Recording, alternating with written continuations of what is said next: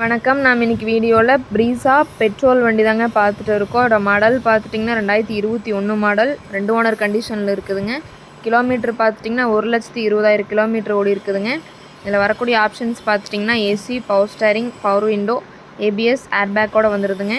Tyre பார்த்துட்டிங்கன்னா 60% கண்டிஷனில் இருக்குங்க. வண்டியில் எந்த ரீப்ளேஸ்மெண்ட்டுமே இல்லைங்க. இந்த காருக்கு கஸ்டமர் கேட்குற ப்ரைஸ் பார்த்துட்டிங்கன்னா 6,40,000 கேட்குறாங்க. நேரில் வாங்க, ஒரு சின்ன வித்தியாசத்தில் பண்ணிக்கலாம்.